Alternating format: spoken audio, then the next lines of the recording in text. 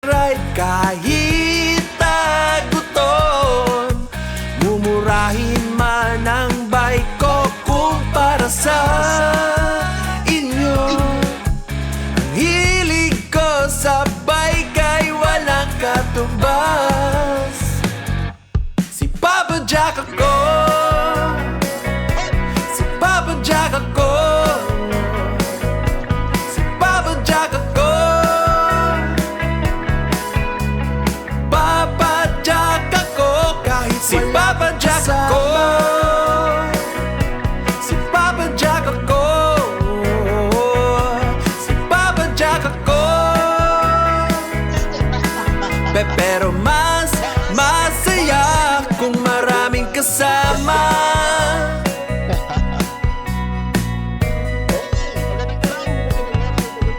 Magandang araw sa inyo mga master. Magandang araw. Mapagpalang araw sa inyo. Oh, kamusta? Kamusta ang ating mga buhay-buhay? Nakapag-ride na ba? Kasi masarap-sarap ang panahon ngayon, ano? Sana all nakakapadyak. Gustong-gusto kong lumabas. Gustong-gusto kong umalis. Pero ang problema, wala tayong oras. Wala tayong budget na araw. Pero okay lang yan. Kapag may pagkakataon naman tayo, nakakadali naman tayo ng medyo masese. Alright? Pero hanggang ngayon, habang wala pa tayong ride, ay magpakasaya muna tayo. At magbibigay muna tayo ng mga tips at araw. Magbibigay tayo ng mga tips at araw. At ano ba ang ating pag-uusapan ngayon?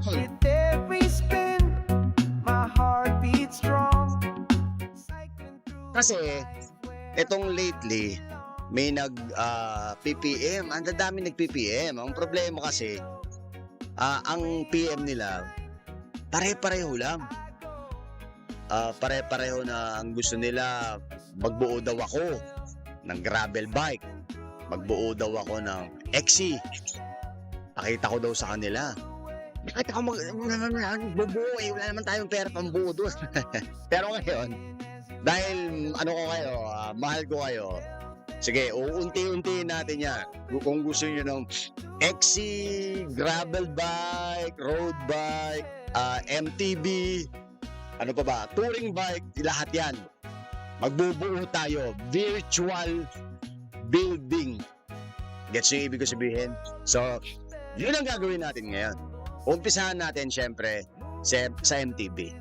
Okay, so magbubuo tayo ng MTB mid-range para sa mga kaibigan natin. Kasi mga kaibigan natin, syempre, hindi naman lahat may kakayahan, di ba? Hindi naman lahat may pera.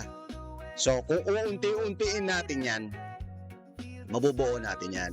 Okay? Ang simulan natin ng gagawin ay magsisimula tayo sa kung ano man ang una. Kaya ang title natin ay Building Mid-Range MTB. Okay? Pero bago ang lahat, syempre, baka mamaya hindi ka pa naka-follow sa ating mga socials. Ito yung FB page natin, tapos TikTok, tsaka yung YouTube channel natin. Baka hindi ka pa nakaka-follow, hindi ka pa nakapag-subscribe, ay subscribe ka na. Isang like, isang share, at isang subscribe, isang follow. Nako, matutuloy na natin ang ating mga tuloy-tuloy nating mga naisin sa ating mga kaibigan. Alright, baka hindi ka pa nakaka-follow, mag-follow ka na at mag-subscribe ka na. Isang follow lang yan, isang click lang yan. Okay, so bibigyan kita ng chance para at least sa mga susunod nating episode, makikita mo yung bubuuin natin. Okay, 1-2 seconds lang.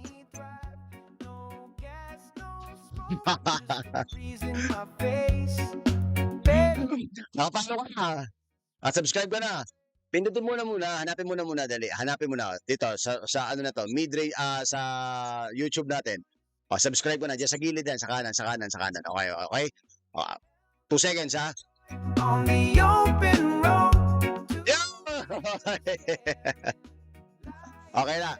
Sige, simulan na natin to para at least ihintayin ko yung pangalan mo doon sa subscribe tsaka follow natin sa FB tsaka sa YouTube ha.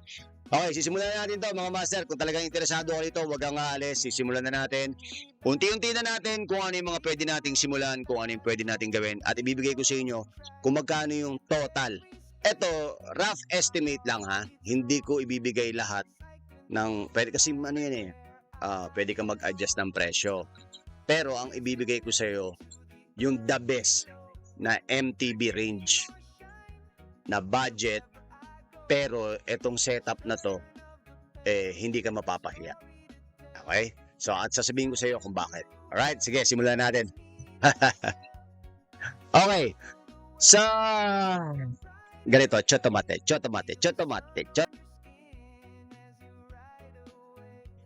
Okay. Chotomate ko design. Sisimulan natin ang, alam mo, pagka nagbibuild tayo ng MTB, tinatanong nila ako, Papa Jack, ano ba dapat unahin kapag mag-build tayo? Siyempre, pagka nag-build tayo, ang kailangan natin unahin, yung tinatawag nating katawan. Okay, so ano nga ba yung mga dapat unahin natin? Unahin natin ang katawan, frame. Sa frame, mga master, pwede kang mamili ng budget mo kung magkano yung budget mo.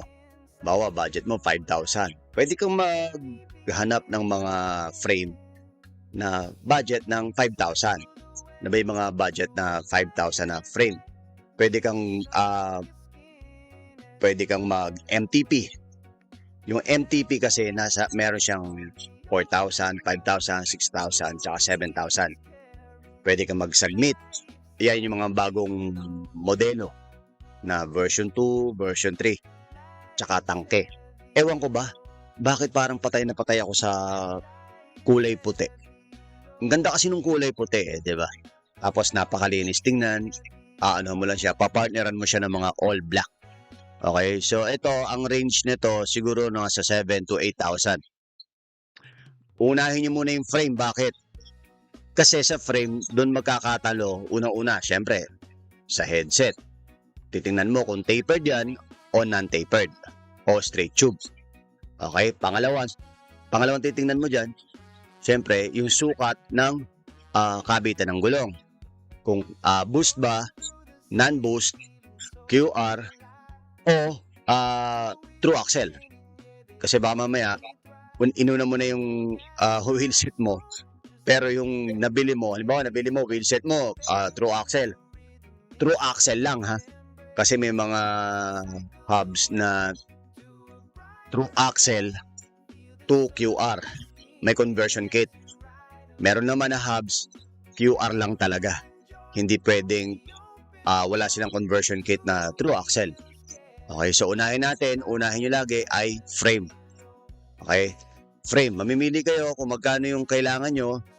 Tapos kung kailangan nyo teka lang ha, yung electric fan ko.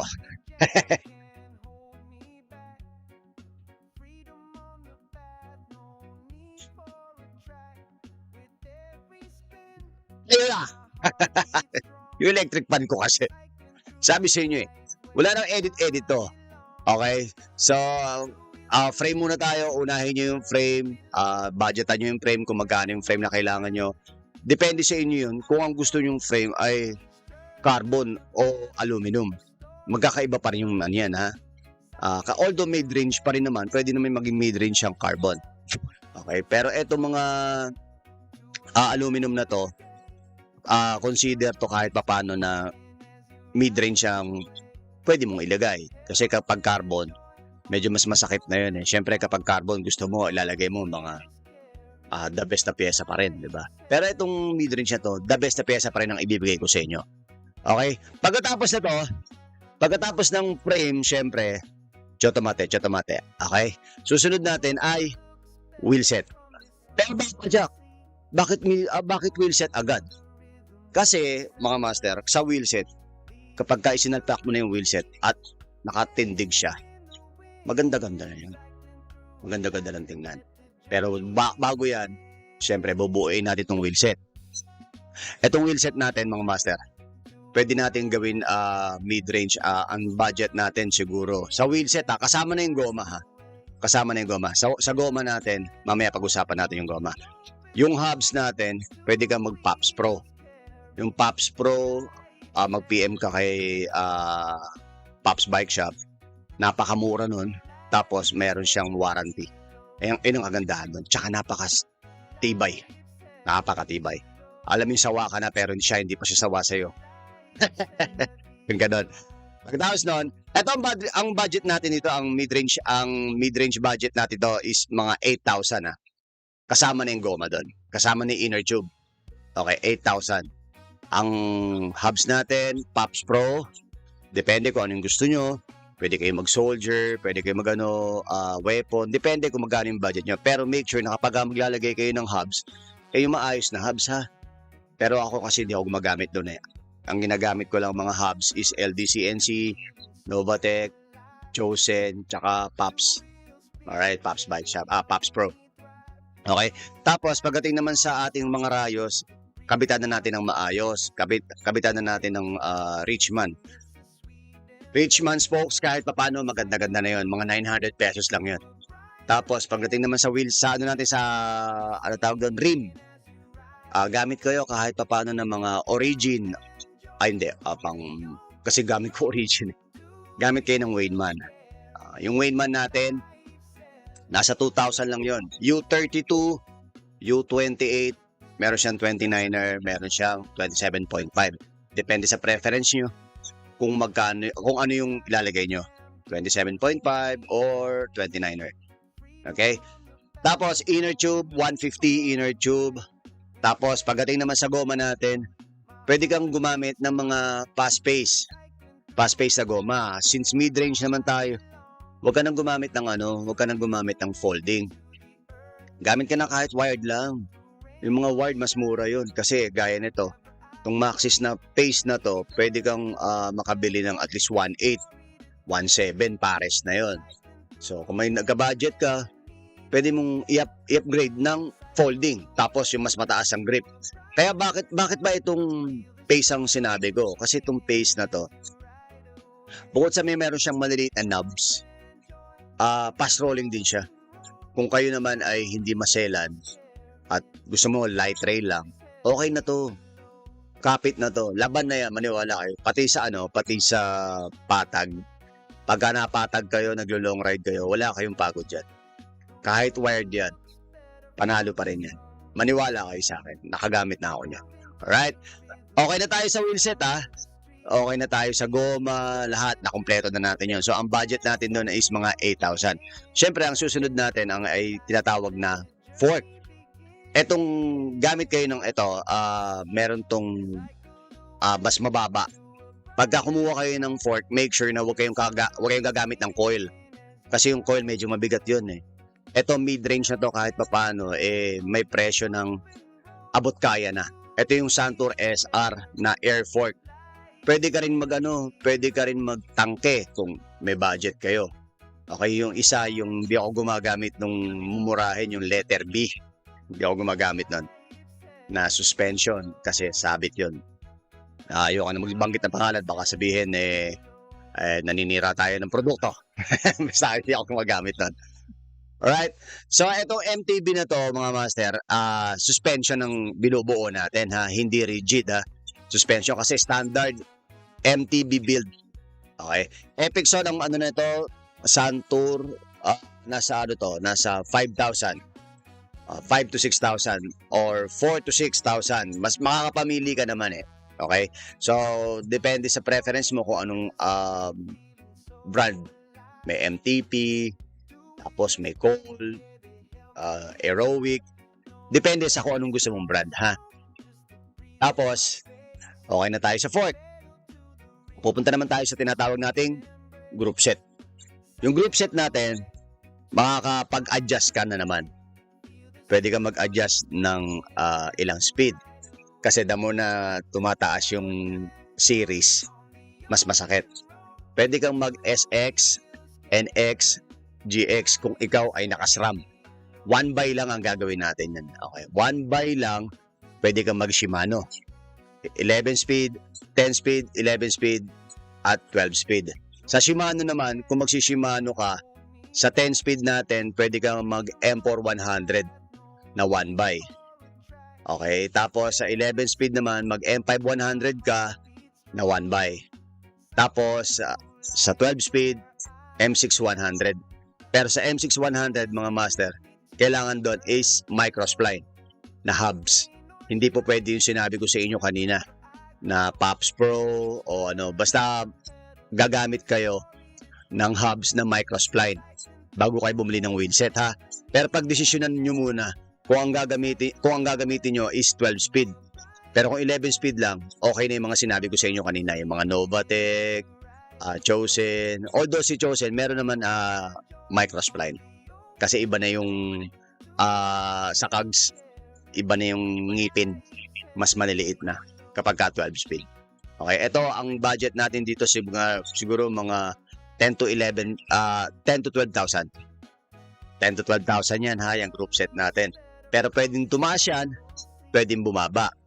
Depende sa budget nyo. Kasi baka mamaya yung budget nyo, hindi naman swak doon sa sinasabi ko. Mamaya sasabihin ko sa inyo kung magkano yung kabuuan total. Okay? Pagkatapos ng group set natin, kakabit nyo na yun unti-unti, ha. Yung frame, kabitan nyo na ng fork. Tapos yung fork, kakabitan nyo na, tsaka yung frame, kakabit nyo na yung wheelset. Unti-unti, kabit nyo na kasi kapag nakikita nyo nakakabit na, maganda-ganda ng tingnan, may inspire na kayo. Okay? Tapos pagdating naman sa ating cockpit. Ano nga ba yung cockpit na pwede kong masabi sa inyo? Yung cockpit na to, mga master, kung meron rin lang tayong talagang budget, bumili na tayo ng maayos. Pwede kang mag Shimano Pro na 40mm o 50mm the most. Wag na kayong magmahaba. Kasi yung steering mas maganda sa MTB, mas malapit, mas short stem. Kaya kagaya niyang nakikita nyo, short stem yan.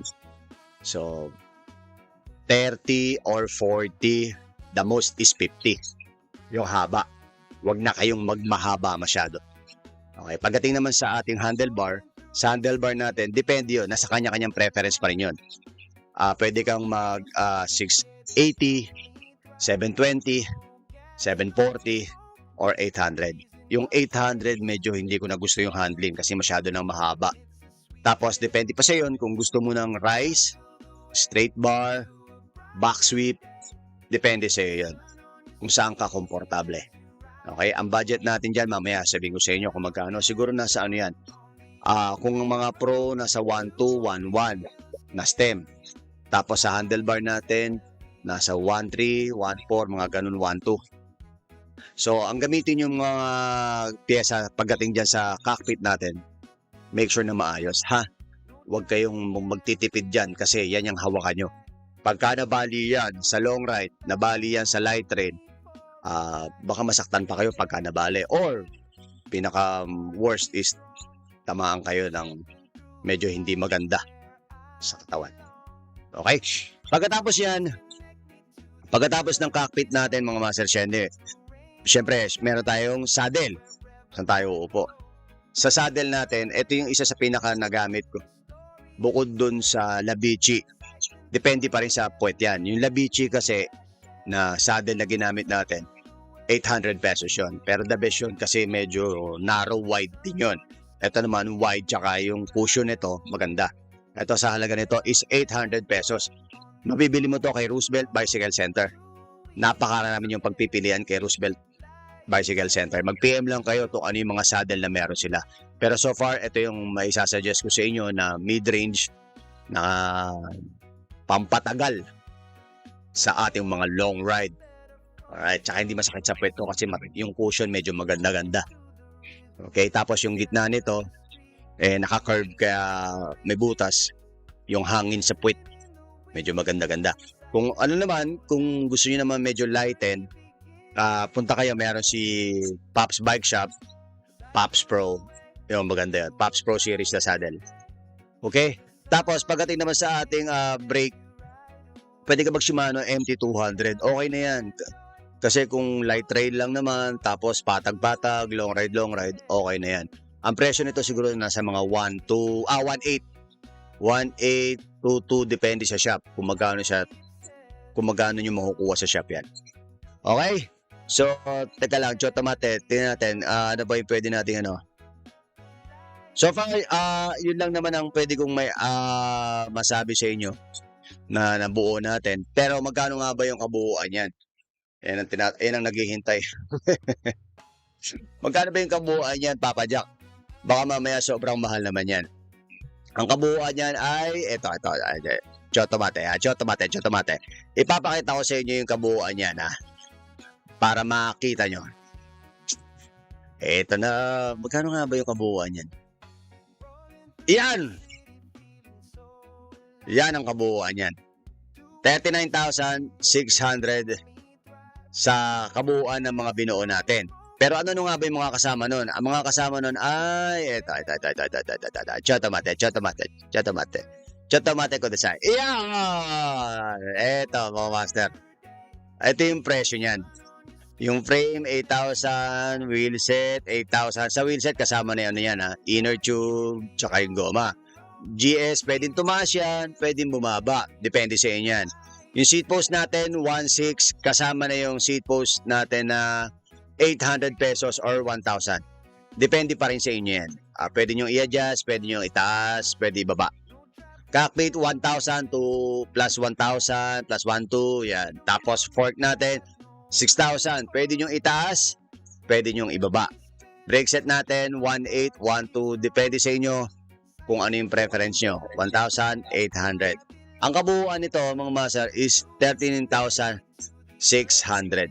Etong price range na to, pwede yan tumaas, pwede yan bumaba. Mid-range lang itong binuo natin. Okay? So kung okay sa inyo yan, pwede yung sundan yung sinabi ko sa inyo, pwede yung paglaruan yung presyo para hindi rin kayo masyadong gagad. Pagka binuo nyo yan, tapos kinapos kayo, pwede nyo i-adjust. Or kung halimbawa nakaluwag-luwag, nakabayad na ng tuition, pwede nyo itaas. Halimbawa, sa brake set natin, sabi ko MT200, di pwede kang mag M4 100, M4 120, pwede kang mag M6, diba? M6 100. Maganda-ganda na yon kahit papano, diba? So, kayo pa rin na maglalaro ng budget nyo kung magkano yung budget nyo. Baka mamaya kasi mapalo tayo ng mga asawa natin, bili tayo ng pyesa na mamahalin, wala pa pala tayong pang tuition, wala pang pambigas. Okay. So, yun lang mga master. Sana nagustuhan nyo itong episode natin na to. Sa mga susunod naman, ang bubuuin natin is gravel bike. Gravel bike, tapos bubuo tayo ng XC, tapos bubuo tayo ng MTB speed, MTB na standard. Pagkukumparahin natin yung MTB na speed tsaka MTB na standard, yung mabagal tsaka yung mabilis. Ano nga ba yung MTB na mabilis? Meron nun paano yung mag-setup ng MTB na mabilis? Kung malakas ka na, kailangan mo ng MTB na malakas. Kailangan mo ng MTB na mabilis. Kasi nasa natin, yung MTB natin, yung bike natin, nasa atin pa rin yun kung paano tayo lalakas. Diba? Halimbawa, malakas na tayo. Tapos yung bike natin mahina naman. Kahit gaano tayo kalakas, yung bike natin mahina, walang mangyayari. Pero kung bike natin malakas, tapos tayo mahina, wala pa rin. Kailangan, malakas muna tayo bago yung malakas nating bike. Alright? Okay. So, ayun lang. Mabilis lang, di ba? Shoutout ka muna sa mga ating bagong subscriber, sa mga ating bagong follower. Shoutout sa inyo. Maraming salamat sa pagsuporta. Kuya Junel, Ate Fe, Mon Inks, maraming salamat sa inyo. Lahat ng mga sponsors natin, maraming salamat sa inyo. Maraming salamat sa mga partner natin. Kung mga hindi ka pa nakapag-subscribe, nakaka-follow, mag-follow ka na. Ako po si Papa Jack. At narito ka ngayon sa Bike Talk with Papa Jack. Okay, so ngayon mag-sound trip muna tayo para maganda-ganda ang ating buhay.